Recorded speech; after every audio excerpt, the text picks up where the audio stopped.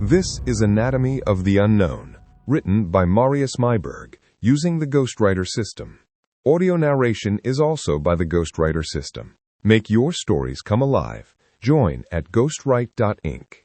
Now enjoy Anatomy of the Unknown. Chapter 1. The Summons. The smell of death was the smell of order, formalin, carbolic acid, and the faint, coppery tang of spent life. To Dr. Benjamin Casper, these were the aromas of certainty. In the basement laboratory of Walter Reed, surrounded by the quiet company of the dead, there were no ambiguities. There was cause and there was effect. A bullet's path, the insidious bloom of a sarcoma, the telltale petechiae of asphyxiation, each was a sentence in a story that had reached its final, immutable punctuation. He was cleaning a scalpel, the steel gleaming under the fluorescent lights, when the door to the morgue hissed open. It was not the sound of an orderly, but the decisive, heavy tread of military boots. 2 of them. Casper didn't look up, his attention fixed on wiping a microscopic speck of tissue from the blade. His hands, gaunt but impeccably steady, moved with the unthinking grace of 2 decades spent in this craft. "Dr. Casper?" The voice was young, taut with unearned authority. Ben placed the scalpel on its magnetic rack. He turned, his tired gray eyes taking in the 2 military police officers standing just inside the door. Their uniforms were starched to a razor's edge, their faces scrubbed clean of personality. They looked like boys playing at being men, and yet they held an aura of absolute purpose that chilled the already cold air. "I am," he said, his voice flat. He had expected an inquiry about a training accident, a new body for his slab. "You'll come with us, sir," the first MP said. It was not a request. He held out a slim manila folder, sealed with a red wax stamp depicting a featureless eagle. "Orders from the War Department." Casper's brow furrowed. He took the folder. The paper felt heavy, important. "My work here has been reassigned," the second MP finished. "Pack a small bag, sir. Essentials for 72 hours. We'll wait outside." They turned in perfect unison and exited, closing the door with a quiet, final click. There was no argument to be made. In the army, orders were like gravity. He felt no particular alarm, only a faint flicker of curiosity. For a man whose life had been hollowed out by the slow, grinding death of his wife, any disruption to the gray monotony was a neutral event. He had nothing left to fear losing. Less than an hour later, he was aboard a C-54 Skymaster, the sole passenger in a cavernous fuselage. The windows were blacked out. The MPs sat opposite him, silent and watchful. The flight was long and loud, a droning, pressurized limbo that carried him away from the familiar humid greenery of the eastern seaboard. When they finally landed, the air that hit him as the hatch opened was a physical blow, a dry, searing heat that tasted of dust and distance. The sky was an immense, terrifyingly empty bowl of bleached blue. Roswell Army Airfield, New Mexico, a name as foreign to him as the landscape. A stocky, imposing man stood waiting on the tarmac, his uniform immaculate despite the shimmering heat. His jaw was a block of granite, his cold blue eyes seeming to appraise and dismiss Casper in the same instant. "Dr. Casper, I'm Colonel Sterling Shaw," he said, his voice a low rumble. He did not offer a hand. "Welcome to the desert. We have a great deal of work to do, and very little time." Shaw led him not to a barracks or a medical facility, but to a jeep that drove them toward the far edge of the airfield. They stopped before a concrete leviathan, Hangar 84. It was isolated from the others, surrounded by a perimeter of armed guards who snapped to attention as the colonel's jeep approached. The place hummed with a tension that was more than just military discipline. It was fear. Casper, a man who had catalogued the results of war on the human body, knew the look of it. These soldiers were terrified. Inside, the hangar was a vast, echoing cavern of shadows and stark artificial light. The air was cold, recycled, and carried the scent of ozone. In the center of the immense floor, cordoned off by stanchions, sat an object that immediately stopped Caspar in his tracks. It was not the wreckage of a Soviet aircraft. It was not wreckage at all. It was a container, perhaps 10 feet long, fashioned from a material that seemed to drink the light. It was the color of polished obsidian, but had no discernible seams or rivets.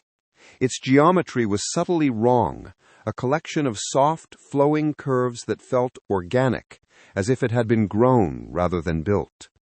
It rested in a specially constructed cradle, webs of thick cables and coolant hoses snaking from it to a humming generator. "We recovered it 2 days ago from a crash site northwest of here," Shaw said, his voice a low counterpoint to the generator's hum. "Along with its occupant." Caspar finally tore his eyes from the object. "Its occupant?" "That's why you're here, Doctor," Shaw stated, his gaze unblinking. "We need to know what it is. Every organ, every vessel, every cell. You are to conduct a complete biological examination, a catalogue. Your findings will be submitted directly to me and to no one else. You will not speak of this to anyone. You will not record anything outside of your official, supervised notes. This operation does not exist. As of this moment, you do not exist outside this hangar. Is that clear?" Caspar walked slowly toward the container. The air grew colder as he approached. A faint, high-frequency vibration emanated from it, a thrum he felt in the bones of his teeth. This was not a weapon. It was not an engine. It felt like a sarcophagus. He looked back at Shaw, whose expression was a mask of grim control. Professional curiosity, it was the only emotion that had survived the wreck of his personal life.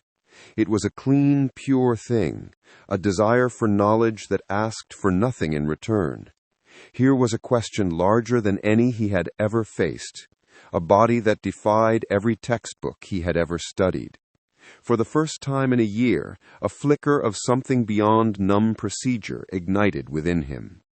"Perfectly clear, Colonel," Caspar said, his voice betraying none of the sudden, overwhelming awe that threatened to buckle his knees. He had a new patient, and for the first time in a long time, he had no idea what he would find when he made the first cut. Asterisk. From the personal notes of Dr. B. Caspar, date the 8th of July, 1947. Subject, Preliminary Observations, Specimen Alpha. Container 01. They call it a cryo-container. The term is functionally accurate. The surface temperature is approximately minus 40 degrees Celsius, maintained by an external freon-based coolant system. But the designation is insufficient. The object's construction bears no resemblance to known human engineering principles. The material is a non-reflective vitreous composite, cool to the touch and exhibiting no evidence of seams, welds, or fasteners. Its topology is ergonomic, but not for human hands. The lines suggest a purpose beyond simple containment. They imply a relationship with the biological entity within. I find myself fighting the urge to use qualitative terms. It is elegant. The silence it commands from the hangar is absolute. I am a man of science, of observable fact. I have dissected thousands of bodies, each a puzzle of flesh and bone. But standing before this vessel, I feel a tremor of something I can only identify as primal apprehension. It is the feeling of a man who has spent his life studying the pages of a single book, only to find it is but one letter in a library the size of the universe. The autopsy is scheduled to begin at 2200 hours. For the first time, I am not certain my instruments are sharp enough.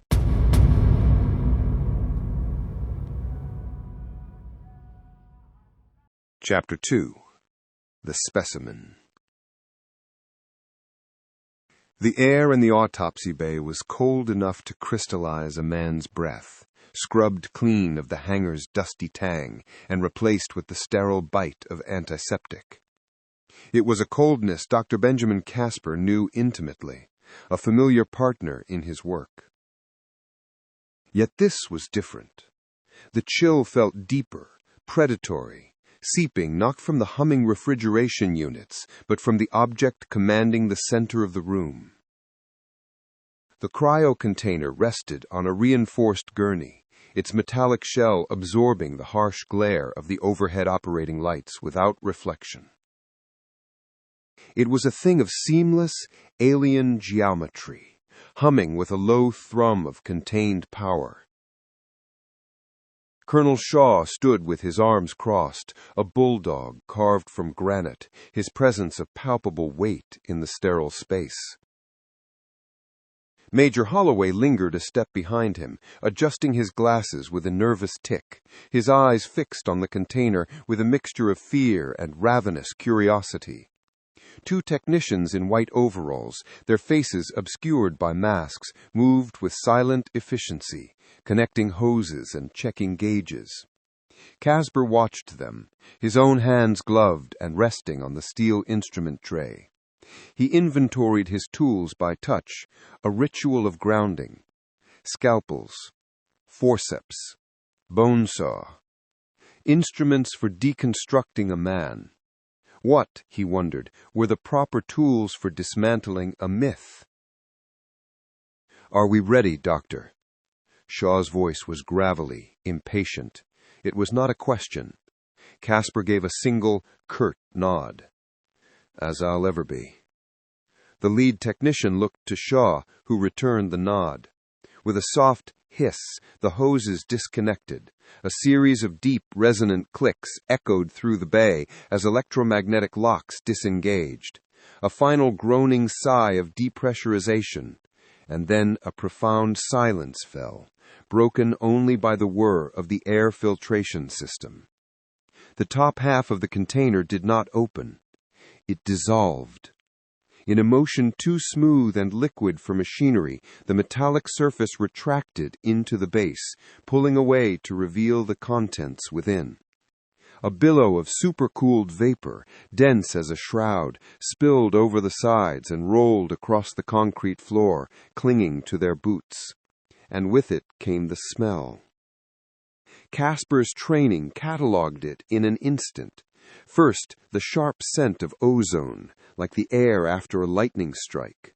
Beneath it, a chemical tang he couldn't place, something akin to formalin, but cleaner, less organic.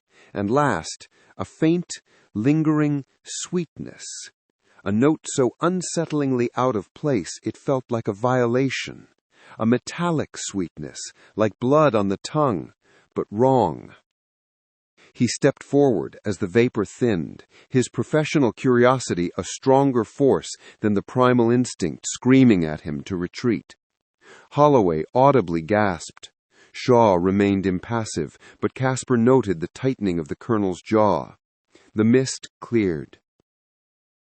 It lay on a recessed, form-fitting cradle of the same dark metal. It was not a monster. The thought was immediate and shocking. His mind, conditioned by years of war and its brutal aftermath, had prepared him for something grotesque, something to justify the terror in the eyes of the men who brought him here. This was not it. It was gracile, delicate. Approximately 1.3 meters in length, its limbs were proportionately longer, thinner than humans, ending in 4 long, slender digits. The skin was like translucent parchment, a pale, pearlescent gray, stretched tautly over a musculature that was visible beneath. And under the skin, a network of impossibly fine filaments pulsed with a soft, residual aqua-blue light, a dying constellation mapping its internal pathways. The head was large, smooth, and tapered to a soft point at the chin, lacking any visible auditory organs or nasal cavity. The skull showed no sign of the cranial sutures that marked the plates of a human skull. It was a single, unbroken ovoid. But the eyes dominated the face. They were large, almond-shaped, and utterly black, like pools of polished obsidian. They were sealed, yet they seemed to absorb the harsh operating lights, giving nothing back. Casper began his methodical circuit around the gurney, his mind forcing the chaos of the moment into the familiar cadence of an external examination. "Subject is humanoid, bilaterally symmetrical," he began, his voice flat, speaking to the wire recorder Holloway had activated on the nearby stand. "Apparent height, 130 centimeters. Integument is smooth, semi-translucent, showing evidence of a subdermal bioluminescent vascular system. No external genitalia present. A fused pelvic plate is noted." He leaned closer, peering at the thorax. He saw it then. A subtle, asynchronous rhythm, a faint expansion and contraction of the rib cage on the left side, then the right. A flutter, like a bird's broken wing. "Post-mortem muscular contraction?" Holloway murmured, his scientific mind grasping for a rational explanation. "No," Casper said, his voice quiet. "It's too regular. Too complex." This body was dead. He could feel the profound stillness of it, the absence of life, yet some part of it refused to accept the fact. He reached out a gloved hand, hesitating, an inch above the skin. "Permission to touch the specimen, Colonel?" Shaw grunted his assent. Casper gently pressed 2 fingers against the thin membrane stretched over the ribs. The skin was cool, pliant, and shockingly, the pores beneath his touch contracted. A localized post-mortem reaction. Impossible. "Note the tissue reactivity," he dictated, pulling his hand back as if burned. He moved on, forcing himself back into the procedure. No significant external trauma is visible. No lacerations, no contusions, no fractures noted on visual inspection. The condition of the body... He paused, studying the clarity of the large dark eyes, the lack of any putrefaction, the supple texture of the skin. "The condition is pristine." He looked directly at Shaw. "Colonel, based on my initial observation, this body has been deceased for no more than a few hours. 6 at most. There's no rigor, no lividity." Shaw's cold blue eyes met his. The Colonel offered no explanation for the discrepancy between a crash that happened days ago and a body that seemed to have died this morning. "Your job is to catalog what is, Doctor," he said, his voice low and final. "Not to question the timetable. Proceed with your work." The dismissal was absolute. Casper was a tool, here to perform a function. He was not to understand. He looked back at the specimen, at the being on his table. It looked fragile, engineered for a world softer than this one. It looked like it had been meant to survive somewhere gentle. Personal notes. The 11th of July, 1947. File designation S, Alpha, Ext, OBS. Initial external examination complete. Official report dictated. The facts are recorded. The truth, however, is a different matter. It is the eyes that refuse to be categorized. Ocular terminology fails me. There is no sclera, no iris, no pupil, just a perfect convex lens of blackness. Looking closer, under magnification, I can discern a refractive layer deep within, a structure reminiscent of the tapetum lucidum found in nocturnal fauna, designed to gather and amplify light in environments of profound darkness. What kind of world requires such eyes? They are sealed, as if in sleep, yet they are the most vital part of the creature. They feel expectant. I find myself speaking in a lower tone, moving more softly, as if not to wake it, an absurd, unscientific impulse. I recorded the clinical details, the bioluminescence, the reactive tissue, the impossible freshness of the corpse. But I left one thing out, a word that has no place in a pathologist's report.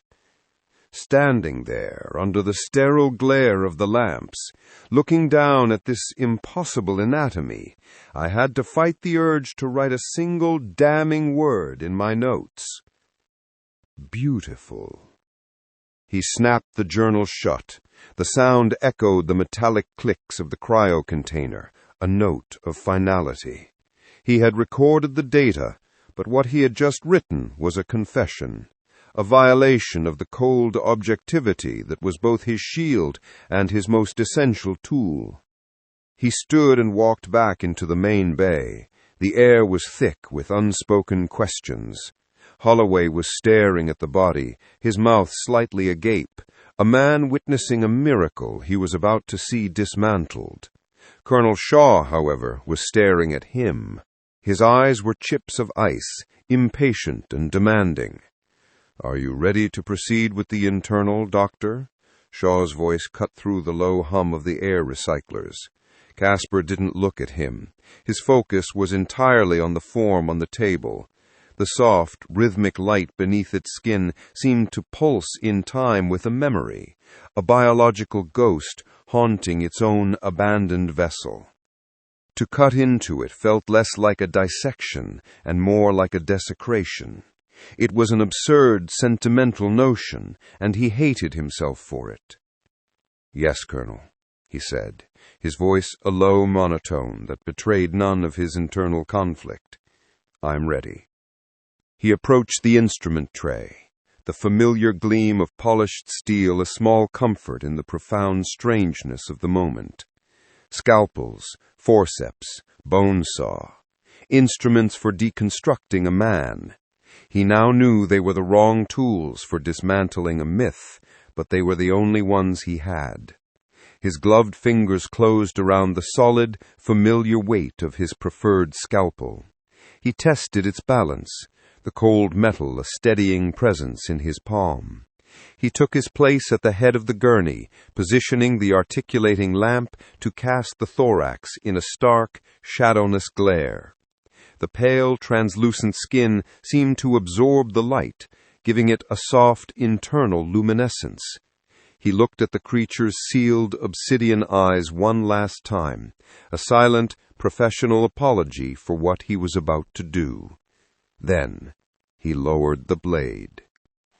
The steel tip hovered for a breath over the center of the chest, a single silver point of entry into an entirely new universe. The room fell utterly silent, waiting for the first cut.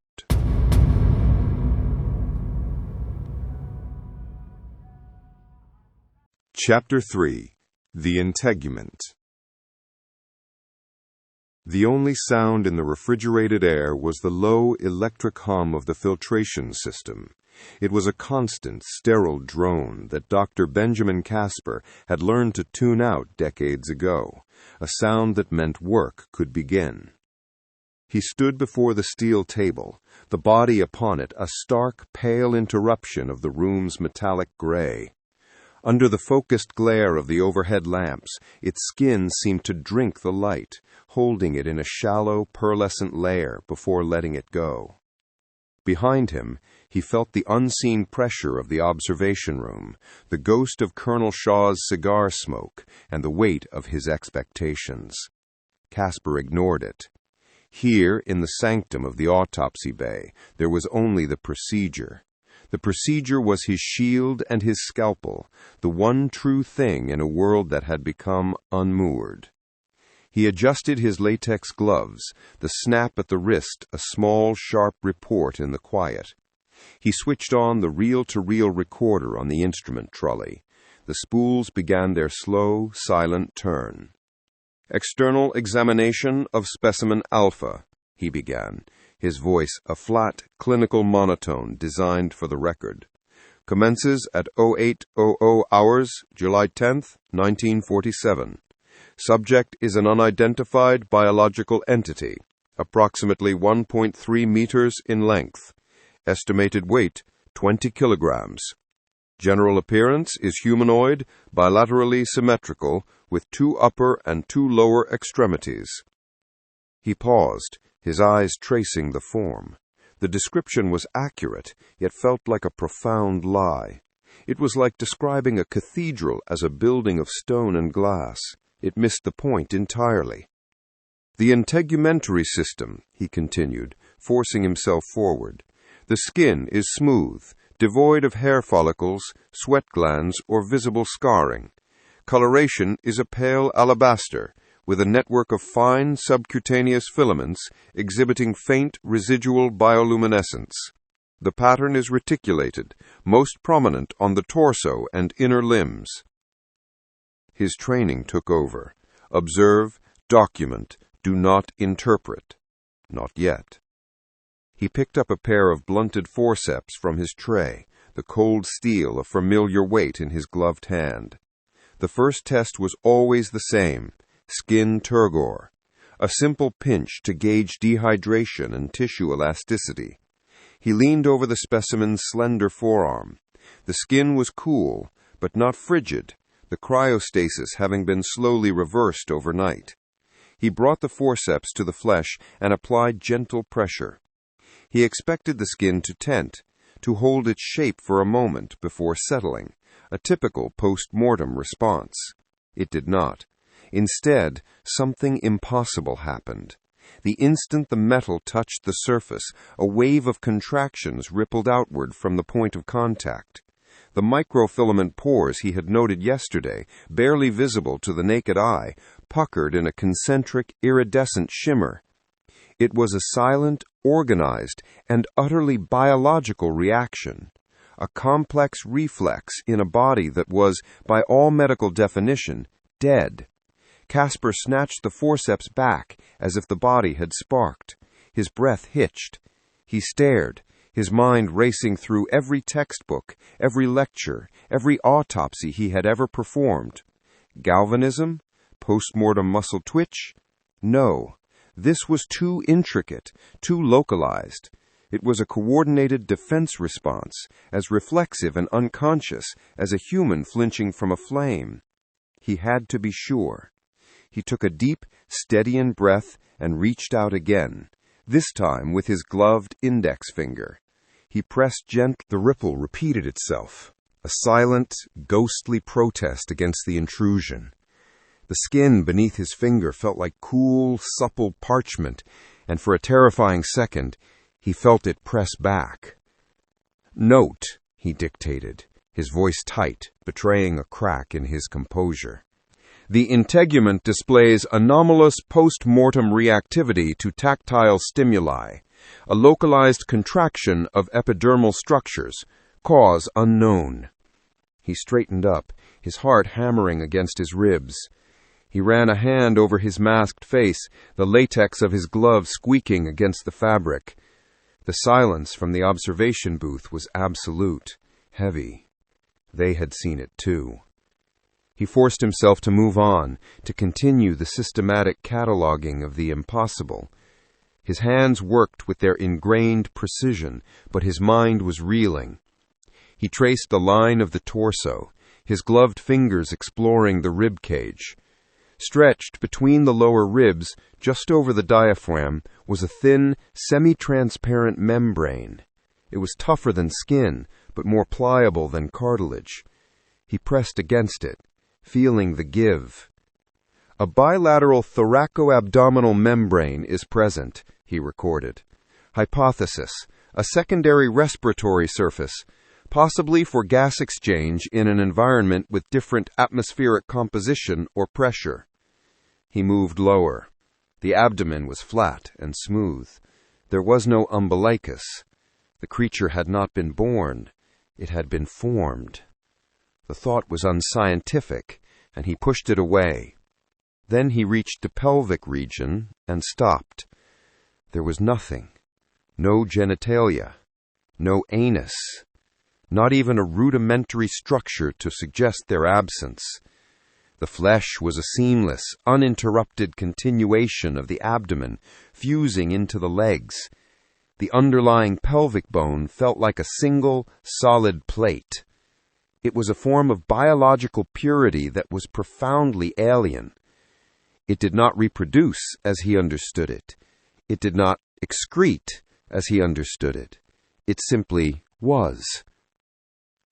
The subject lacks any external reproductive or excretory organs, he said into the microphone, the words sounding hollow and inadequate. The pelvic region is covered by a smooth, undifferentiated plate of integument. Finally, he moved to the limbs. The arms and legs were too long, the joints too flexible. He lifted one of the hands. 4 long fingers and a fully opposable thumb. Delicate. He took a jeweler's loop from his tray and leaned in close, focusing on the tip of the index finger. Through the magnifying lens, beneath the translucent outer layer of skin, he saw them clearly. Hundreds of microscopic silver-white tendrils, coiled like watch springs. They were not nerves. They were too thick. They were not capillaries. They had no color. They were independent micro-organs woven into the flesh. Digits contained complex subdermal tendril structures, he murmured, his voice now filled with a sense of wonder that bordered on fear. Suggestive of an advanced sensory or manipulative function. Haptic sensitivity must have been extraordinary. He could almost imagine it. A hand that didn't just grasp, but sensed the world on a molecular level. A hand that could feel the texture of light, the vibration of a thought. It was a hand made for a creator, a musician, an artist, not a soldier. He stepped back from the table. The external examination was complete. He had a catalog of facts, a list of impossibilities that explained nothing. He turned off the recorder. The sudden silence in the bay was profound and deafening. He stripped off his gloves and gown, dropping them into the biohazard receptacle. At his small metal desk in the corner, he opened his personal ledger. The official report would be sterile. This was for him. Personal notes, 710.47. The skin reacts. I must begin with that, as it is the fact that most unseats me. Not a simple spasm, but a complex defensive ripple, as if the cells themselves retained a memory of touch, a lingering ghost of life. What does it mean for a body to be dead, but for its skin to still fear being touched? Evolutionary path unclear. The absence of reproductive organs suggests non-sexual propagation. Cloning? Budding? Or is this form a terminal one? A worker? A drone engineered for a specific task? There are no signs of physical hardship, no calluses, no scars. The form is gracile, almost fragile. The joints are hyperflexible. It was not built for labor as we know it. The hands are the most unsettling. They are not tools for gripping or punching. Those subdermal tendrils are organs of immense sensitivity. I imagine this being could discern the history of an object by touch alone, a world perceived through texture and vibration. What kind of world would select for such a trait? A quiet one, a gentle one, a place where the most important information comes not through sight or sound, but through intimate contact. I am a pathologist. My job is to find the cause of death, the evidence of trauma, the signature of violence. I find none here. I find only delicacy. I find adaptation for a world of profound sensitivity. Every detail, from the reactive skin to the sensory filaments in its fingers, points to a single disturbing conclusion. This body is engineered for something other than violence, and tomorrow I must take a knife to it. He slowly closed the ledger. The heavy cover fell with a soft, final thud, a sound swallowed by the ceaseless hum of the room. His pen lay inert beside the book, a thin black line against the gray steel of the desk. For a long moment he did not move, his gaze fixed on the closed journal, as if the words he had just inscribed were radiating a cold of their own. Finally, he lifted his head and looked across the bay. The body on the table seemed different now, altered by the lens of his conclusion. It was no longer specimen alpha, a collection of biological anomalies to be catalogued. It was a testament. The pale, elegant limbs, the placid smoothness of its form, the impossible sensitivity he had discovered, it all spoke of a world without predation, a life without the need for armor or aggression. He thought of the Y incision he would have to make, the clean, deep cuts from each shoulder to the sternum and then down to the pubic bone, a brutal geometry of investigation. On a human cadaver, it was a necessary violence, a path to answers. On this creature, it felt like an act of profound barbarism, a desecration. He was a scientist, a man of logic and procedure, yet he felt like a vandal about to shatter a piece of art he could never hope to understand. His eyes were drawn to the specimen's hand, the one he had examined with the loupe. It rested palm up on the steel, the long, delicate fingers slightly curled. In the harsh glare of the overhead lamp, he imagined he could see the faint, silvery web of tendrils just beneath the skin, waiting for a touch that would never come again. He stood, his joints stiff. The pressure from the observation room was gone. Shaw and his men had likely departed, leaving him to his work. He was alone with the silent traveler. He walked to the main light switch by the door, his footsteps echoing slightly. He flicked it off. The bay plunged into shadow, leaving only the focused, brilliant circle of the main examination lamp illuminating the table. The body lay in a pool of sterile light, an island in the cold mechanical dark. Casper stood in the doorway, a silhouette against the hallway's dim glow. He had his facts, his recordings, his private, terrible hypothesis. Tomorrow he would search for a cause of death, but tonight he feared he was simply the cause of a second one.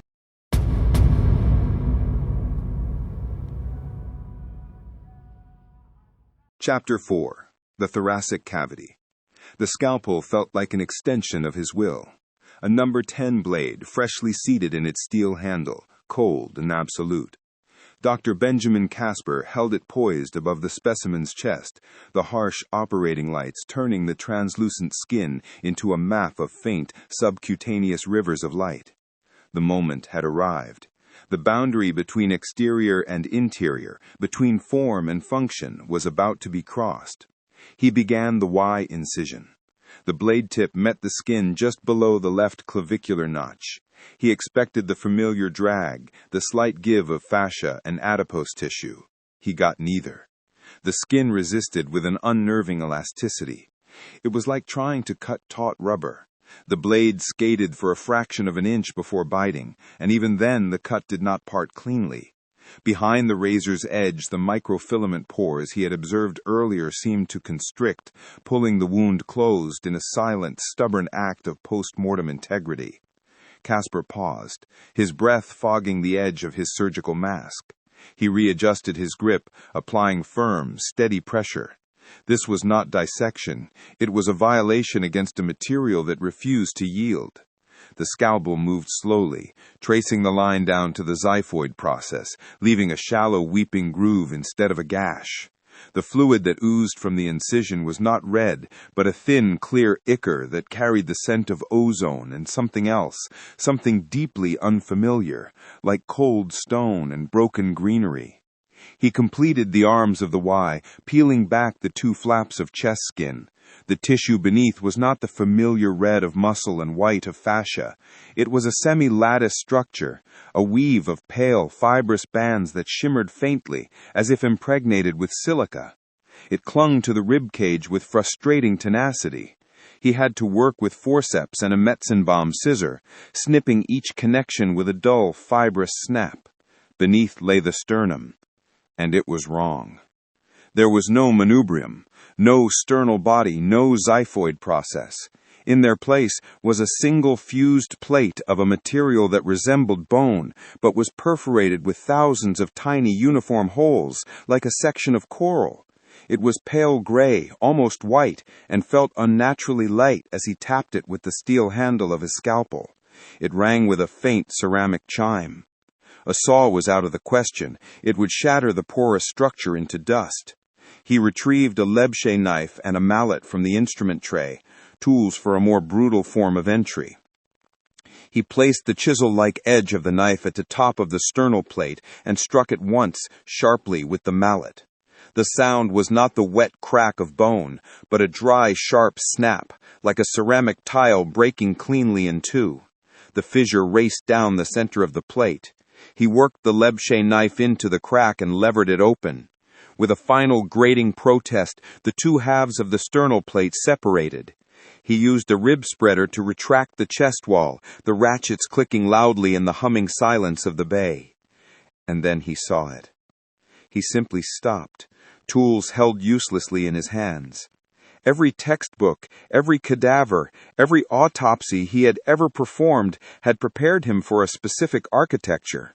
Lungs like paired sponges, a fist-sized heart nestled between them, a familiar bloody geography. This was a new world. There were no lungs, not in any recognizable sense. Instead, 3, not 2, opalescent sacs filled the cavity. They were not pink, but a pearlescent white. Their surfaces covered in a breathtakingly complex, branching pattern of pale aqua vessels. The pattern was fractal. Tiny, branching bronchioles split into ever finer, impossibly delicate structures that seemed to capture and diffuse the overhead light. Even in death, they seemed to hold a residual luminescence, a ghost of function. And the heart. It was not nestled to the left. It occupied the absolute center of the chest, a vertical column of 3 distinct interconnected lobes. The topmost lobe, a dark plum-colored muscle, had vessels leading upward toward the cranium. The central lobe, slightly smaller and paler, fed the intricate vascularity of the 3 lung sacs. The bottommost lobe, the largest of the 3, was a dense, powerful-looking muscle from which the primary systemic arteries emerged. It was a tripartite heart, an engine built in sequence, not in parallel, a design of impossible efficiency and resilience.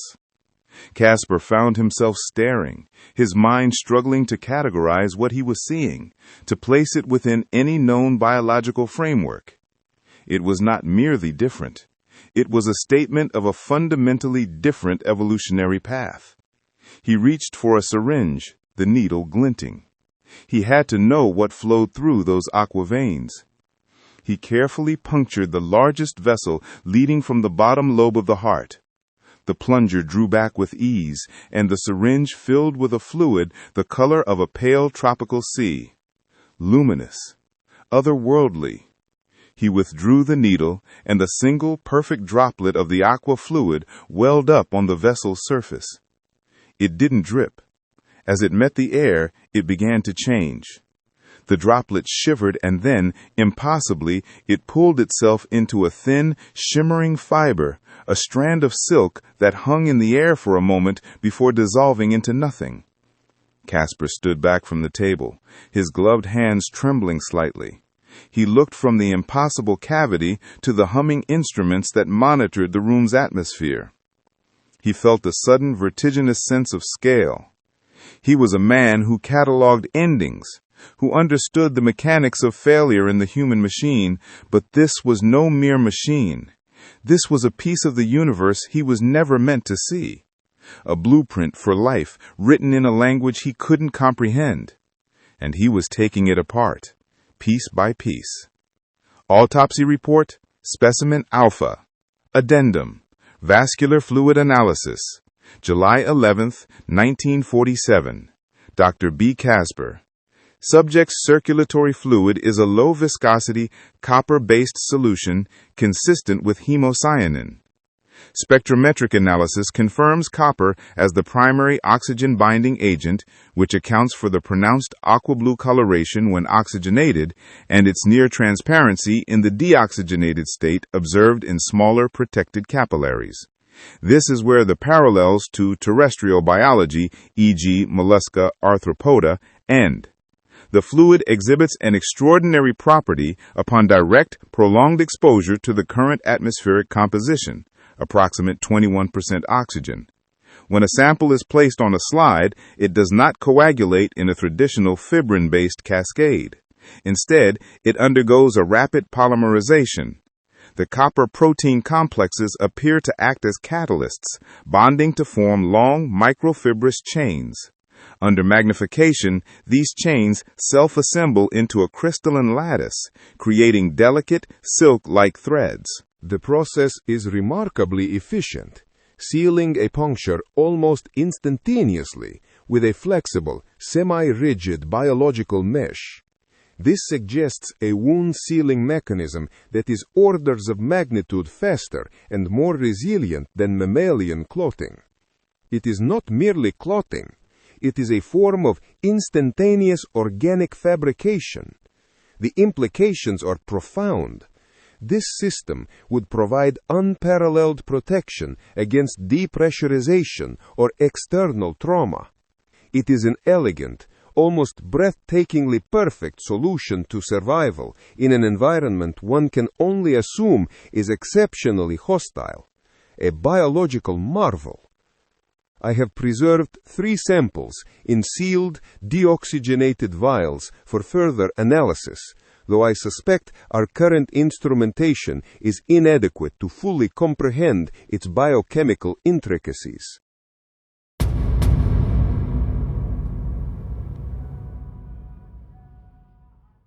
This is Anatomy of the Unknown, written by Marius Myburg, using the GhostWriter system.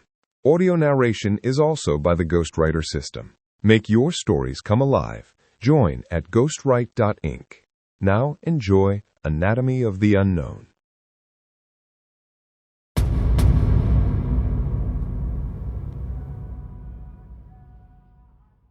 Chapter 5. The Calyx Organ. The scalpel felt heavy, an archaic tool against this impossible biology. Ben Casper extended the Y-incision downward, the blade parting the pale, resilient flesh over the abdomen. The resistance was still there, a subtle cellular protest against his violation. He exchanged the scalpel for forceps and retractors, the cold steel instruments clicking in the humming silence of the bay. He peeled back the tissue, clamping the flaps open to reveal the abdominal cavity, and stopped. His breath hitched. His mind, a library of anatomical atlases, found no corresponding page.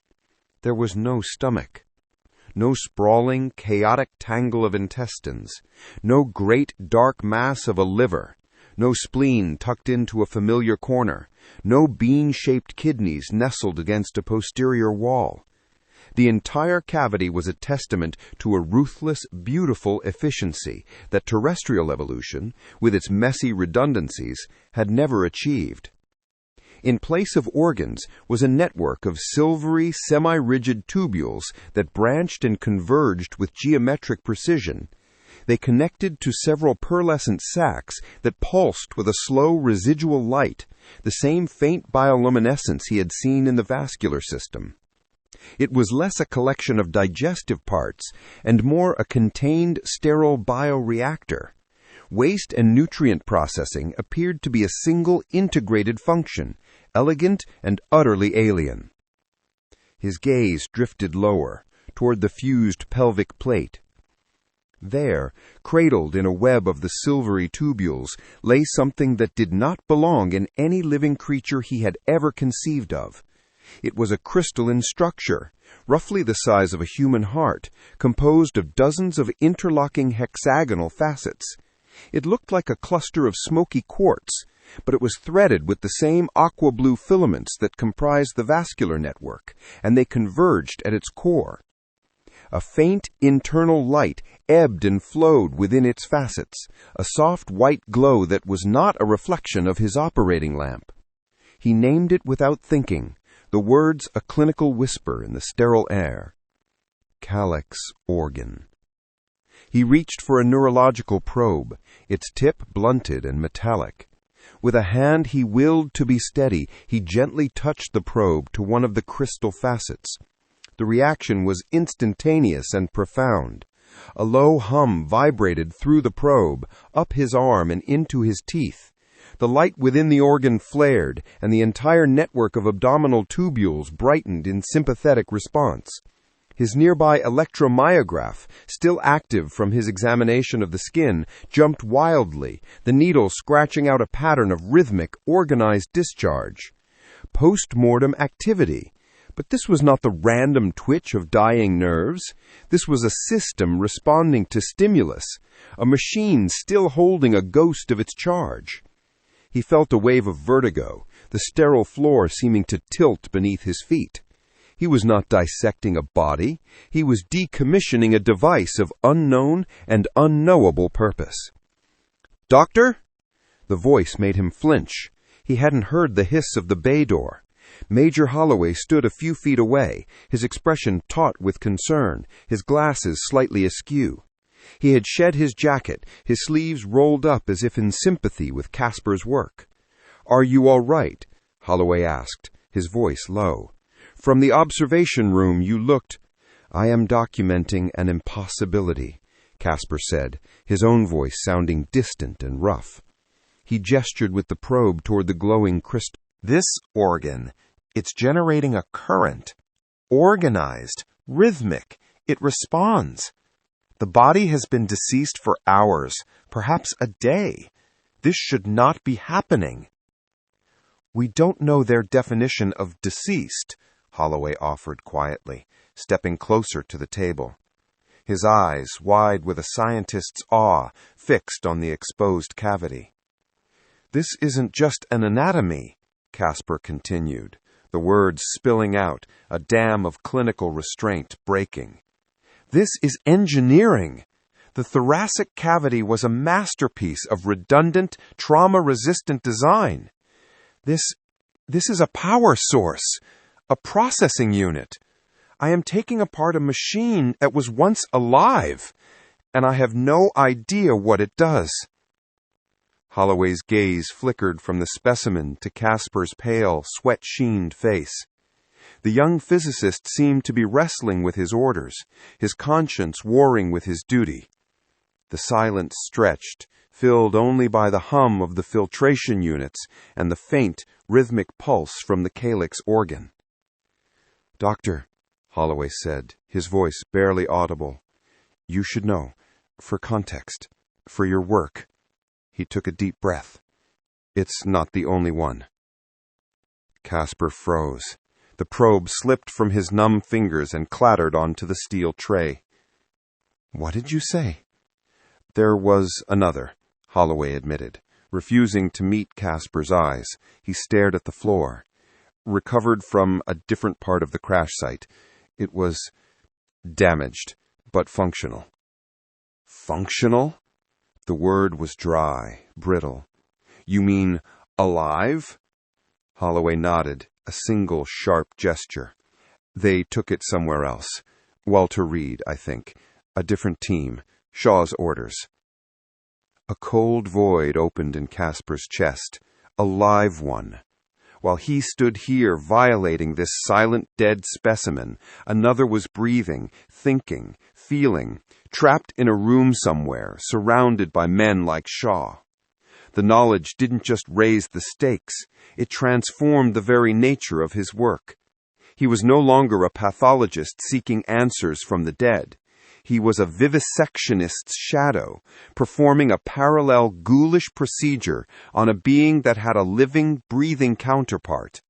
He was defining the baseline for what they might do to the other one.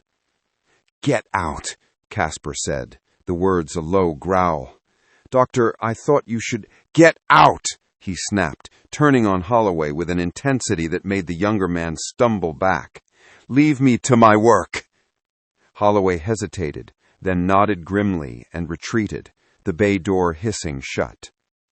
Left alone with the humming silence, Casper felt a terrifying clarity. He moved to the creature's head, his movements jerky, robotic. There was no more science here, only sacrilege. But he had to finish. He picked up the striker saw. The high-pitched whine filled the room as he cut through the alien cranium, a clean, precise incision just above the ocular ridges. He pried the bone plate free, and his soul buckled. There was no fluid, no meninges. The brain, a beautiful and horrifying thing, floated in a clear, conductive gel that shimmered with an inner luminescence, like captured starlight. It wasn't a bisected sphere of wrinkled gray matter. It was an organ of 4 distinct, interlocking lobes, their surfaces smooth and opalescent, traced with pathways of light that pulsed in time with the calyx organ in the abdomen. The optic nerves weren't nerves at all. They were thick bundles of fibrous crystal that plugged directly into the shimmering gel, transforming light into information in a way he couldn't begin to fathom. This was the seat of a consciousness, a mind that could perceive the universe in 4 dimensions of thought. And he had just cracked it open like a walnut. His gloved hands began to tremble violently. The saw slipped from his grasp, clattering to the floor. A wave of nausea washed over him, hot and acidic. He staggered back from the table, tearing the mask from his face, gasping for air that felt thick and foul. He had performed hundreds of autopsies. He had seen the worst of what war and disease could do to a human body. He had never once felt like a monster. Until now. From the personal notes of Dr. Benjamin Casper, July 12, 1947. Nausea. A profound, soul-deep nausea that has nothing to do with the smell of the preservation fluid. I have become a butcher, a cosmic vandal. Major Holloway let it slip. There is another, a living one. God help me, there is a living one. And that knowledge reframes everything. This specimen on my cable wasn't just a being, it was part of a pair, a crew, a family. I am cataloging the wounds of one so that Shaw and his ilk can learn how to inflict them on the other. I looked into its skull, and I did not see a brain. I saw a cathedral of thought. 4 lobes, a mind structured like a symphony. What did it think? What did it see through those dark, silent eyes as it fell from the sky? Did it feel fear? Did it call out for its companion? This body is not a specimen. It is a testament, and I am its executioner post factum. My scalpels are not tools of discovery, they are instruments of desecration. What right do we have? What right did I have to crack open that skull? It felt like I was silencing a poem I would never be able to read. I feel its presence in the room now more than ever. Not a ghost, an accusation. I am being watched from behind the eyelids of the dead, and I am guilty.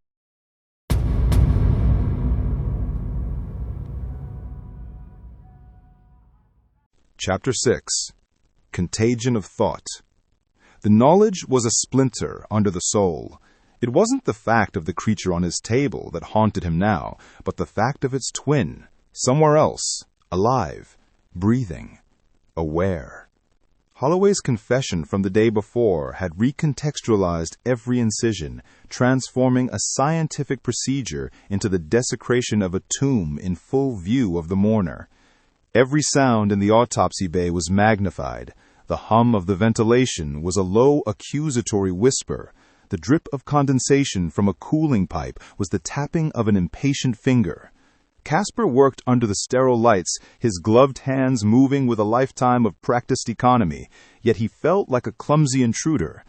He was mapping the intricate crystalline lattice of the calyx organ's power conduits when the feeling first struck him. He was being watched. He paused, scalpel held aloft. His gaze snapped to the observation window, a dark, inscrutable mirror reflecting his own gaunt face. Were they in there now? Shaw? Holloway? Or was it something else? A phantom presence that had seeped from the opened body and now lingered in the chilled air. He shook his head, a gesture of self-admonition. Fatigue, stress, grief was a patient predator. He returned to his work, focusing on the sheer, impossible biology. He dictated a note into the microphone, his voice a dry rasp.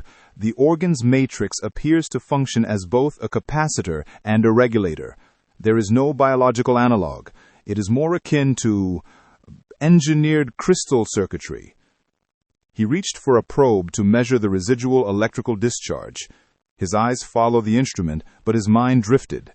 He thought of his wife, Eleanor, in her final days, her own biology betraying her with a quiet cellular mutiny. He had been as helpless then as he was now, cataloging a body he could not comprehend, a death he could not prevent, a ghost in a sterile room. Then, a blink. A flicker of the overhead lights, a momentary lapse. When his focus returned, his hand was not holding the probe. It was resting, palm down, on the cool, porous sternal plate of the specimen. His fingers were splayed in a gesture that was not clinical, not analytical. It was gentle, comforting, an apology.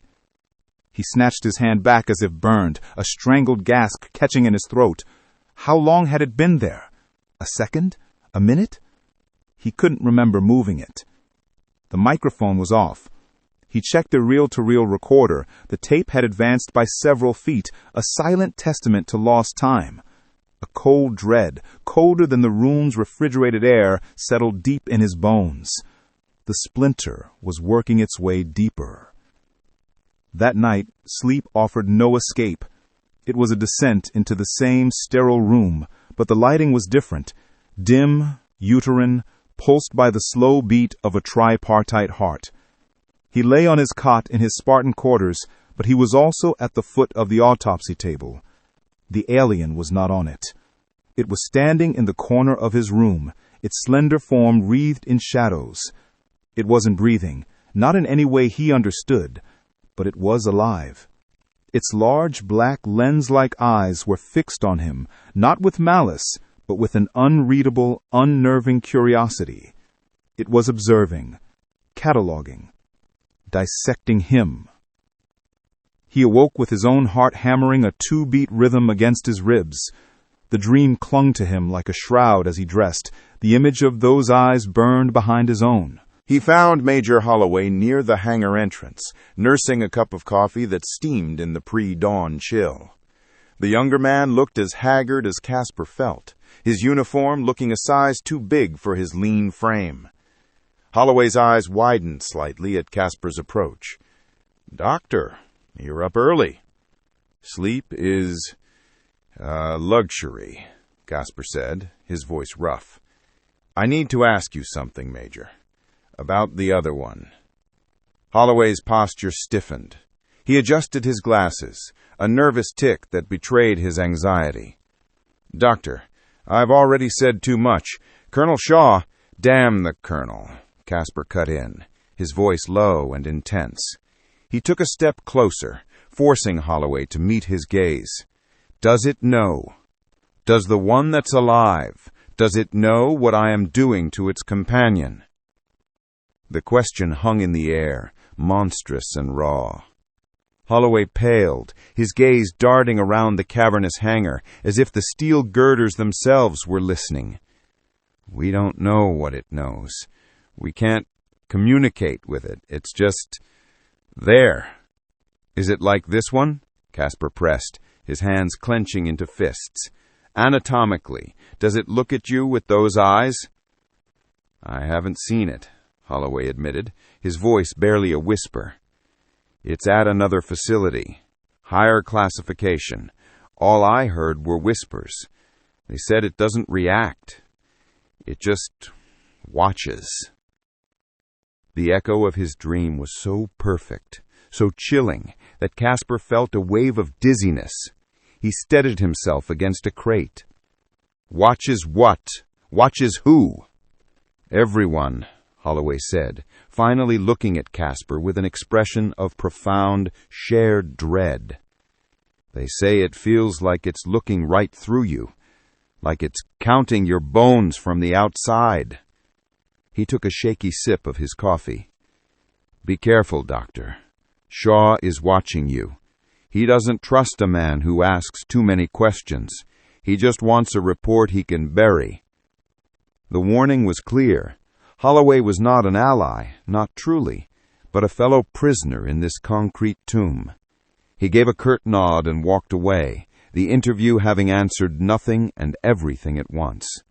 The specimen on his table was no longer just a body. It was half of a pear, a testament.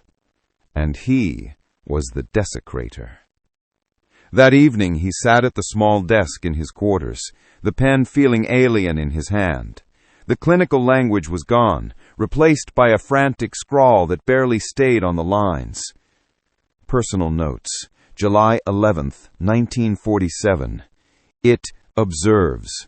The living one observes, and I feel the weight of its gaze through miles of earth and concrete. It is a contagion of thought. Did it feel its twin die? Does it feel my scalpel? Holloway's words confirmed my dream. Counting your bones from the outside. I find myself touching my own ribs, tracing the path of the Y incision on my own chest. The structure is so crude, inefficient. 2 lungs fighting for space, a clumsy 4-chambered pump offset to the left, a messy, chaotic gut. After seeing its perfect interior, my own biology feels like a compromise, a swamp. I feel the blood moving in my veins and imagine it's not red, but aqua. I listen to my heartbeat and sometimes I think I hear a third beat, a ghost beat, an echo. Am I dissecting it, or is it dissecting me? He clicked the pen shut, the sound unnaturally loud in the suffocating silence of his quarters. Sleep was impossible now, a distant country to which he had lost his passport. The specimen on his table was no longer just a body. It was half of a pear, a testament. And he was the desecrator. He pushed himself away from the desk, his movements stiff, automated. The walk back to the autopsy bay was a procession through a tomb of his own making, each footstep echoing the phantom third beat of his heart. He felt the alien's gaze on his back the entire way, a pressure that was not physical, but psychic, a cold weight on his soul. Back under the sterile lights, he resumed his work, turning his attention to the cranium. He had to know how it thought, how it perceived. He had to understand the mind that was now invading his own.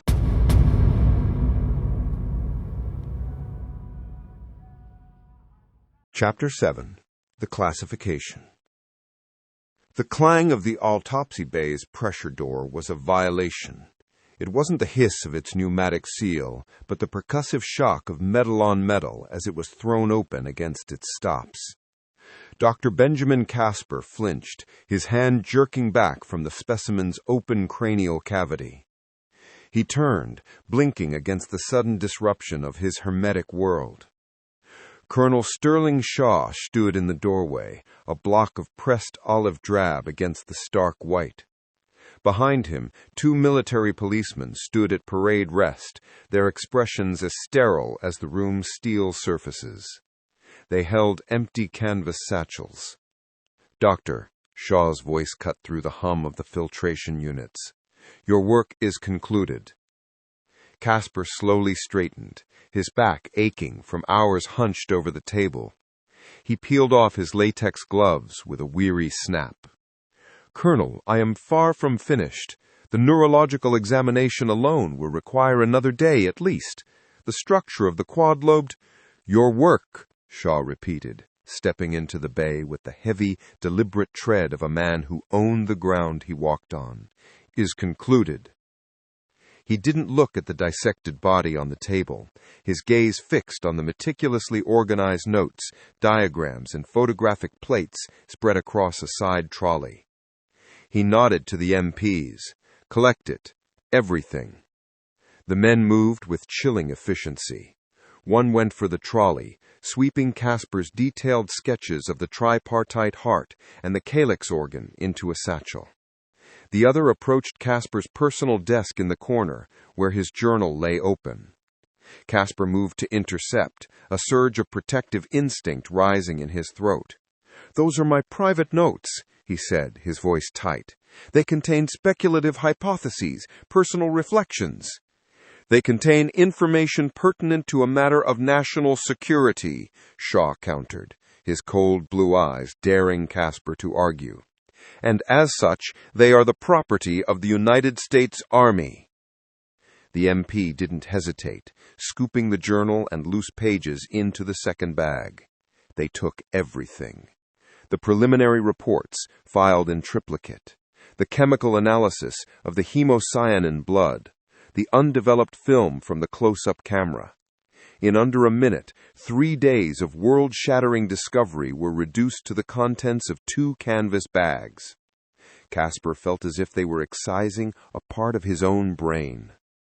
When they were finished, Shaw stepped to the now bare trolley. He placed a single pristine sheet of War Department letterhead on the steel surface, alongside a fountain pen. The gesture was theatrical, deliberate. "You will provide a summary, 1 paragraph, official record. Cause of death, inconclusive, signs consistent with catastrophic depressurization and high-altitude exposure. Specimen composition, unidentified carbon-based organism. Origin, unknown."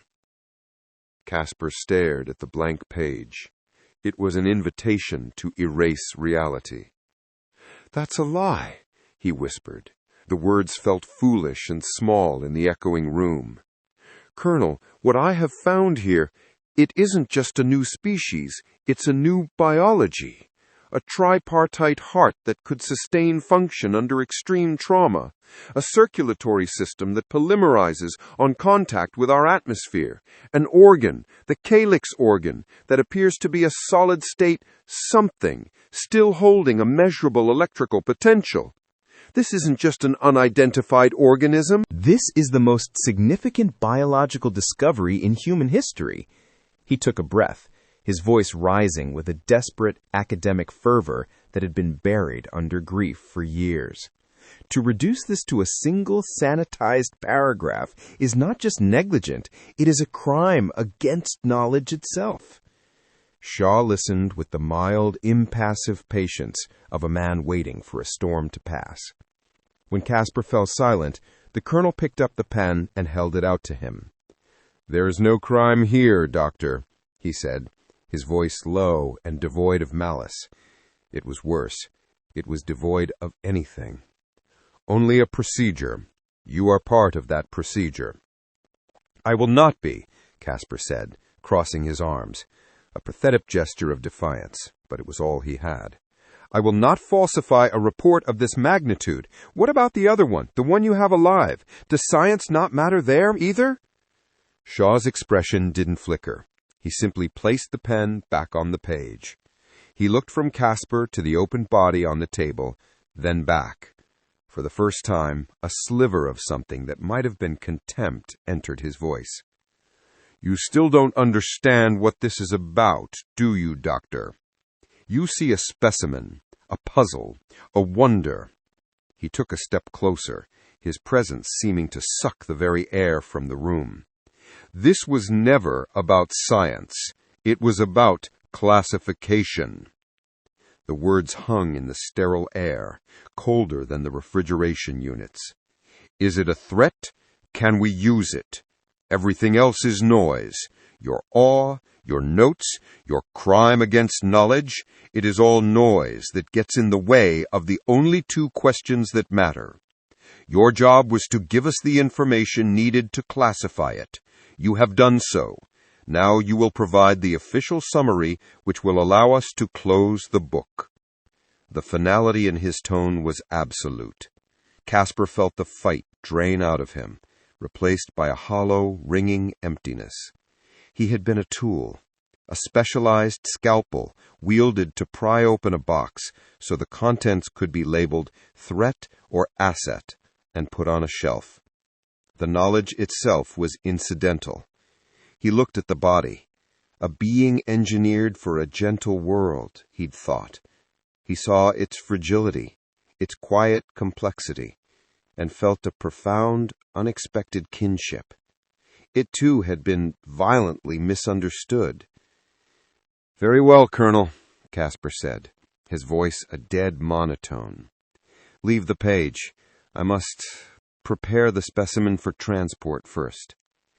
Shaw held his gaze for a long moment, then gave a curt nod.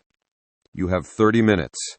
He turned and strode from the bay, leaving one of the MPs standing guard outside the door. Alone again, Casper moved to the specimen. He worked methodically, his hands steady despite the tremor in his soul. He began placing the organs back into the thoracic cavity, a reverse creation. His mind raced. They would bury this. They would bury him, too, not in the ground, but in silence and secrecy. The truth would vanish. But not all of it. His eyes darted to the waste receptacle. Inside were his bloodied gloves and a few discarded pages of his personal journal, pages he'd rewritten, stained with chemical reagents. They were from the night he had discovered the tripartite heart, the night he had written about feeling observed from behind the eyelids of the dead. The MPs had missed them. His hands moved with a new purpose. With the guard visible only as a silhouette through the thick glass of the door, Casper retrieved the folded, slightly crumpled pages. He smoothed them out. They were his most honest words, a mix of clinical precision and existential dread. He then located the deep incision he had made along the specimen's right femur to analyze its marrow. Working quickly, with the practiced efficiency of a surgeon concealing a mistake, he folded the pages into a tight, compact square. He slipped them into a small, sterile glassine pouch used for tissue samples, sealing it. He used his forceps to gently push the packet deep into the thigh cavity, past the strange, latticed muscle fibers, until it rested against the bone itself, a message in a bottle, cast into the strangest sea imaginable. Then he began to suture. Each stitch was perfect, a neat, clinical line of black silk closing the flesh, closing the secret inside. It was his final, silent report, a testament hidden within the evidence itself. When he was done, he stepped back and looked at his work. The body was whole again, externally at least, sealed, classified. The door hissed open. 2 men in hazmat suits entered with the cryo container. They lifted the slender form from his table without a word and placed it back into the coffin of mist and metal. The lid was lowered, the locks engaged with a series of heavy, final clicks. They wheeled it away. The hum of their cart faded down the long hangar floor, leaving only the drone of the filters. Casper stood alone in the center of the bay. The steel table was bare, wiped clean, save for a single sheet of paper and a pen, waiting for a lie to be written.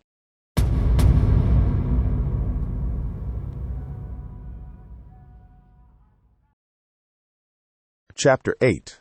The Echo. The year is 1959. 12 years have passed.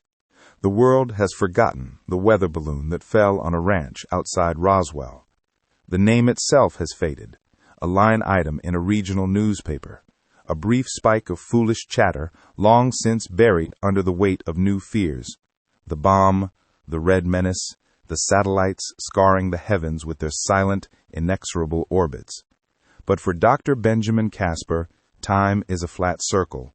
It does not pass, it revolves. It returns, always, to 4 days in a refrigerated hangar in the New Mexico desert. He lives now in a small, meticulously kept apartment in a quiet residential facility outside Baltimore. It is a place for men like him, retired officers, government men with quiet pensions and quieter histories. men who have seen things they are not meant to speak of and have learned the discipline of silence. His room is as sterile as any surgical theater he ever commanded. A single bed, a small desk, one chair. The books on his shelf are medical texts, old friends with cracked spines. Gray's Anatomy sits next to a treatise on cardiovascular pathology. He reads them not for knowledge, but for comfort, for the reassurance of known systems and predictable laws. They are scriptures of a religion he no longer fully trusts. He is thinner now, the gauntness of his youth having settled into the brittle architecture of old age.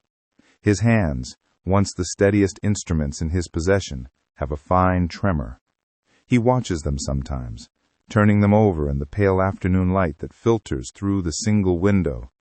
He spreads his fingers, studying the geography of his own skin, the map of veins on the back of his hand. It is a ritual, an examination, the last, longest autopsy of his career. This morning, like every morning, he sits in the armchair and listens, not to the muffled sounds of the facility, the distant drone of a floor polisher, the soft tread of a nurse's shoes, but to the machinery within his own chest. His fingers, cool and dry, rest on the carotid artery in his neck. Thump, thump. The familiar, reassuring rhythm of a human heart. He closes his eyes, breathes, waits. Thump, thump. And there, in the silent space between beats, he feels it, or imagines he feels it. A ghost of a pulse, an echo, a hesitant third beat that never fully arrives but always threatens to, a syncopation of the soul. He opens his eyes. The room is unchanged. The tremor in his hands has worsened slightly. He tells himself it is arrhythmia, a common affliction of a man his age. He tells himself it is the legacy of stress, of trauma, of grief for a wife long gone, a grief he had buried under a slab of concrete and steel in Hangar 84, only to find it exhumed and given a strange new form. From a locked metal box on his desk, he removes a single, yellowed page of paper. It is brittle at the edges, folded and unfolded so many times the creases are worn translucent. It is a diagram, drawn with the precise economical lines of a professional. 3 ovoid chambers, arranged in a vertical cascade, delicate branching vessels spiraling away from the central column. His own handwriting fills the margins, stark and clinical. Tripartite structure. Myocardial tissue exhibits unusual laminate density. Presumed function, sequential, peristaltic pump for high-pressure, low-oxygen environment. He had burned the rest of his personal notes, watching the words curl into black ash in the motel sink 1,000 miles from Roswell. But he had kept this page. He could not say why. Perhaps as a penance, or perhaps as proof that he was not insane. He holds the page up to the light, then lowers it, his gaze falling to his own thin chest beneath his buttoned shirt. He traces the shape of his sternum, the cage of his ribs. He imagines the organ within, the simple 4-chambered muscle that has served him for 60 years. It feels inadequate, illogical, a clumsy piece of engineering compared to the elegant, terrifying efficiency of the thing on the page. He pushes himself up from the chair and walks to the window. The sky is a flat, indifferent gray. Down below, an orderly is sweeping leaves from the walkway, a world moving in its predictable terrestrial rhythms. Casper presses his right hand flat against the cool glass. He turns his wrist, angling it until the weak sunlight catches the pale, thin skin of his inner forearm. He stares, his breath fogging a small patch on the pane. He has to hold perfectly still. He has to look past the surface, past the familiar network of his own blue-green veins. He is looking for something else, a deeper pattern, a different color. There, he thinks. Just for a second, a faint, almost subliminal tracery beneath the others, a delicate filigreed lattice that seems to shimmer with a pale aqua tint. It is the color of copper salts in solution, the color of oxidized hemocyanin, the color of the fluid that had polymerized into silken threads on his scalpel. He blinks, and it is gone. There is only the skin of an old man, thin as parchment. He lets out a slow breath, the fog on the window dissipating like a ghost. Psychosomatic, the clinician in him insists. A trick of the light, and a mind steeped in memory. His brain is simply superimposing the image, projecting the contents of a locked hanger onto the canvas of his own body. He has spent years dissecting the dead, looking for the cause of things. Now he dissects the living, himself, and finds only questions. Colonel Shaw was right, of course. It was never about science. It was about classification. You place the unknown thing in a box, label it, and bury it. But what do you do when you suspect a part of it has followed you home? What box can contain a memory that has taken root in your own blood and bone? He does not know if he is haunted or infected. He does not know if he is remembering an anatomy or developing one. The line between witness and specimen has dissolved completely. He stands there as the daylight fades, his hand still pressed to the glass. He closes his eyes again, not looking for anything now, only listening. Listening to the familiar two-step meter of his heart, and to the silent tripartite echo that follows, the quiet, persistent counterpoint to a life that is no longer entirely his own.